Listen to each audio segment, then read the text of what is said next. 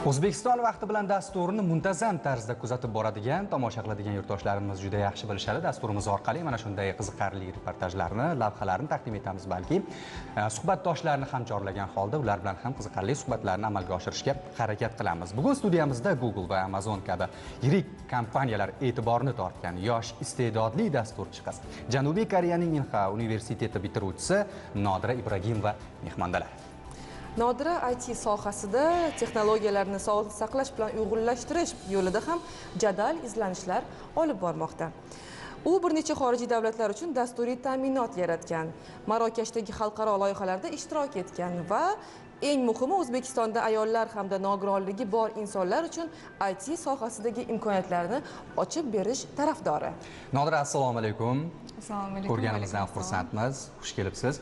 O'zi eng avval boshda shu IT sohasiga kirib kelishingizga nima sabab bo'lgan, qiziqishingiz qanday bo'lgan, shu haqida gapirib o'tsangiz. Qiziqishim bolalikdan diplomatni, ya'ni o'sha portfelni ko'tarib olib, katta bo'lsam diplomat bo'laman derdim. Shu bilan birga shifokor bo'laman derdim. Chunki katta oila hisobida bizda ko'pchilik oila a'zolari shifokor bo'lganligi sababli bu sohaga qiziqishim juda ham katta bo'lgan, lekin bola bo'lganim uchun bu ikkita sohani bittada qanday olib borish haqida o'ylamagan bo'lsam kerak. Keyinchalik Inha universiteti Toshkentda ochilishi bilan 2014-yilda informatsion texnologiyalar sohasiga kirib keldim, matematikaga bo'lgan qiziqishim tufayli va hozir kompyuterlar shifokorman desam bo'ladi. Ana o'sha portfelni ko'tarib yuraman, kompyuterni faqat ko'tarib yuraman. Demak, qaysidir ma'noda albatta siz niyatingizga yetdingiz, ha? Orzulashadi. Albatta, bugungi kunda O'zbekistonda aynan qizlar uchun IT yo'nalishida qanday imkoniyatlar, e'tibor va loyihalar mavjud deb o'ylaysiz? Hozirgi davrga kelib informatsion texnologiyalar respublikamizda jadal ravishda rivojlanib kelyapti. O'zim misolimda aytadigan bo'lsam, 2018-yilda Inha universitetini 3+1 dasturida bitirib qaytganimdan so'ng loyihada ishlaganimda yagona qiz edim. Keyinchalik biz qizlarni ushbu sohada rivojlanish ustida ishlaganimiz sari mana hozir ko'rib turibmizki, sohada qizlarning soni juda ham ko'payib bormoqda va shu bilan birga davlatimizning bu borada qilayotgan qo'shimcha harakatlari va xotin-qizlarga bo'lgan turtki ham katta yordam bo'lmoqda. Magistratura sohalarida masalan hozir bepul ta'lim olishmoqda va qo'shimcha loyihalar bepul tarzda olib borilmoqda. Bu albatta xotin-qizlarimizni ushbu sohada qamrovini kuchaytirishga ancha yordam beryapti. Mana hozir loyihalar deb o'tdingizda, aynan sizni ham Marokashda taqdim etgan loyihangiz bor-da. Shu haqida bir to'xtalib o'tsangiz.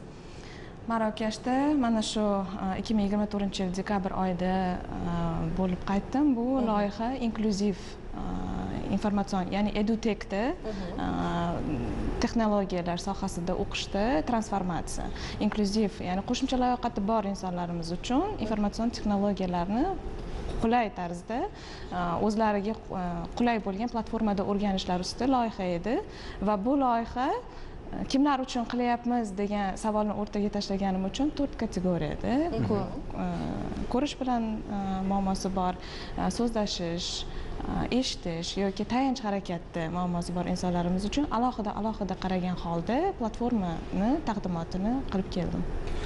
Nodira, mana so'nggi yillarda ayniqsa davlatimiz rahbarining tashabbusi bilan xotin-qizlarni, ayollarni ish bilan ta'minlash borasida juda katta ishlar amalga oshirilyapti.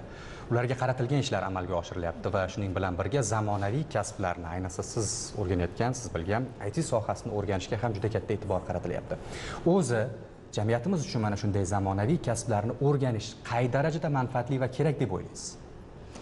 2030 strategiyasiga e'tibor qaratadigan bo'lsak, mana shu yilga kelib 5 milliard dollarga yaqin produkt, ya'ni texnologiyalarga bog'liq bo'lgan produktlar ishlab chiqarish degan bir fikr oldinga qo'yildi. Mana shu maqsad uchun hozir informatsion texnologiyada barchani inklyuziv degan holda tayyorgarlik ishlari olib borilmoqda. Va nimalarni kutsak bo'ladi degan savolingizga javob, mana shu strategiyani agar olib qaraydigan bo'lsak, kelajakda O'zbekistonni biz outsource ishlaydigan insonlarni va uydan turib, ofisdan turib yoki chet elda big tech kompaniyalarda ishlash layoqatiga ega insonlarni tayyorgarligi ustida ish olib borilmoqda va bular jumlasidan bepul peer to peer, tengga teng o'qish, va bepul loyihalarda qo'shimcha mentorlar olib kelingan holatda hamjamiyatlar, Google hamjamiyatlarimiz bor O'zbekistonda biz olib borayotgan. Mana shu hamjamiyatlarda qo'shimcha spikerlarni olib kelib, ularni tayyorgarligi ustida ishlamoqdamiz va mana shu yillarga kelib bizning aholimiz o'rtasida outsourcega ishlaydigan informatsion texnologiyalar produktini sota oladigan qamrov kengayadi deb ayta olaman. Siz insonlar orasida, umuman nogironligi bor, imkoniyati cheklangan insonlar orasida ularni ITga jalb qilish uchun qandaydir loyiha ustida ishlayapsizmi? Hech o'ylab ko'rganmisiz yoki IT sohasiga jalb qilish borasida nogironligi bor shaxslarni sohasida jalb qilish borasida nogironligi bor insonlarni hozir intervyularga tayyorlash ustida ish olib boryapman, chunki o'zim Google, Amazonda intervyulardan o'tganim o'sha mana shu deylik opitni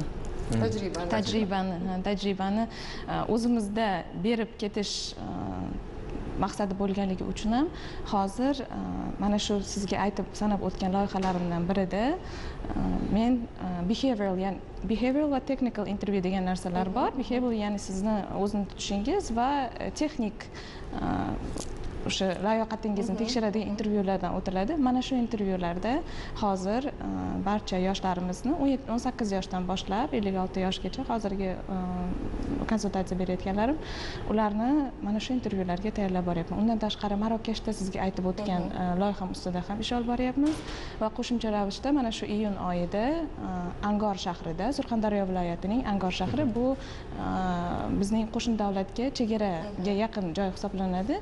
Mana shu yerda bo'lganimda ko'pchilik yoshlarimiz faqat biznes sohasi haqida yoki chet elga borib ishlashni oila boqish resursi deb bilishganini ko'rganim uchun ham qo'shimcha loyiha bilan chiqdim va yaqinda Xudo xohlasa mentorlar bilan tashrif buyuramiz. Nodira, xohlaymizmi yo'qmi shunday qarash mavjud? Ayollar uchun IT sohasi mos kasb emas deguvchilar bor yoki qizlarni o'zi bizga mos emas IT sohasi deyishi mumkin-da zamonaviy kasblarni o'rganishda. Siz bu borada ancha ishlarni amalga oshirayotgan ekansiz, aynan xotin-qizlarni IT sohasiga jalb qilish borasida ham. Bu oson bo'lmadi. Sizni gapingizga 2018-yilda agar shu savolni mendan so'raganingizda to'g'ri degan bo'lardim. Chunki yagona hattoki o'zingiz ham o'shanda IT sohasi qizlar uchun emas degan fikrda edingiz, to'g'rimi? Aynan shunday. 2018-yilda endi kirib kelganimda bu sohada umuman qizlar yo'q edi. Bir o'zim o'tirardim ofisda. Bu juda ham katta stress berardi insonga.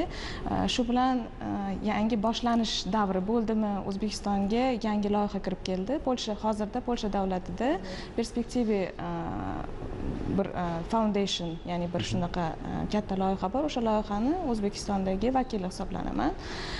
Mana shu sammitni birinchi bor ko'rganimda 1000+ qizlar qatnashadi deganimda, shuncha qizlar bormi degan hayrat bo'lganman-da va ularga qatnashish istagini bildirganimda qarasam O'zbekiston ushbu loyiha ro'yxatida yo'q ekan. Asosan Yevropa davlatlari bo'lgan. Va o'shandan beri bu loyihani prezidenti bilan hamkorlikda avval o'zim borib ko'rib kelgandan keyin 30 dan ortiq ayol qizlarning qatnashishini hozir ta'minlab kelinmoqda va bundan olingan agar rezultat, ya'ni qanday natija bo'ldi desangiz, Google, Bayerda internship, undan tashqari magistraturaga o'tgan quantum computingda qo'shimcha loyihalar topgan qizlarimiz bor. Qizlar ishlab kelishadi. Qizlar bir sohani egallasa, albatta mukammal, sho'ng'ib uni bajarishadi, uddalashadi asqaror. Ushbu soha ayol qizlar uchun eng mos keladigan soha deb ayta olaman. Chunki ushbu sohada siz kunlik tartibingizni o'zingiz tuzasiz. Uy ishlari bo'lsa, uy ishlariga grafik asosida. Aynan ayollar bop ekan aslida-da. Ayollarimizga nima kerak? Moslashuvchan grafik kerak. Moslashuvchan ish kerak.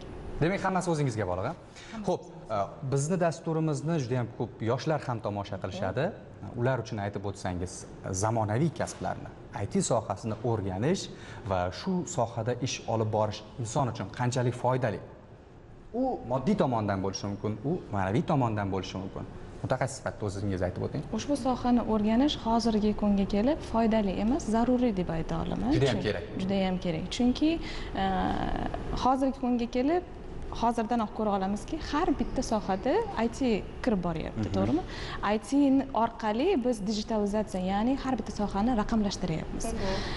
Sohalar raqamlashgani sari ayol qizlarimiz agar ko'lamida oladigan bo'lsak, ertaga farzandlar maktabdan kelganda mana bu raqamlashtirilgan platformada uyga vazifani qanday bajarsam bo'ladi degan savolga javob berish uchun ham doimiy tendensiyada, trendda bo'lishi kerak.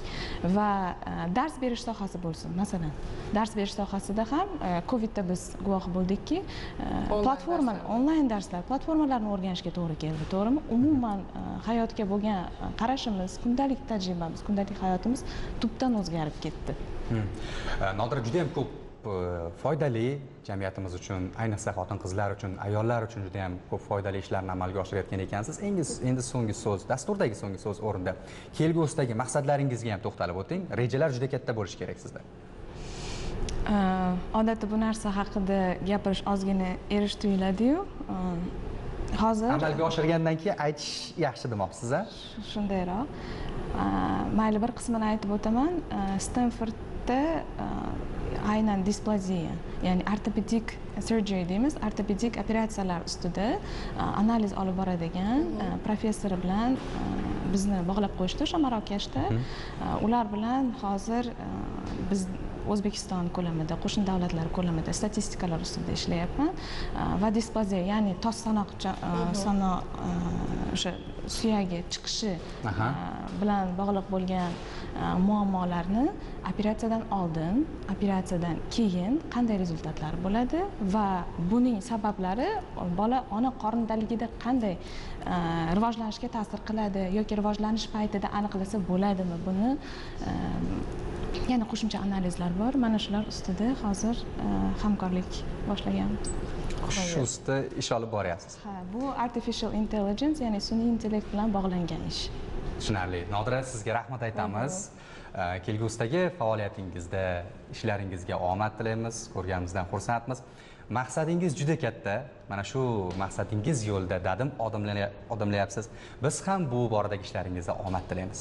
Ertatondan suhbatdosh bo'lganingiz uchun, ko'plab yoshlarimizga, ayniqsa ayol qizlarimizga motivatsiya berganingiz uchun tashakkur Nodira. Ko'rib juda ham xursand bo'ldik. Taklif uchun rahmat. Rahmat Nodira.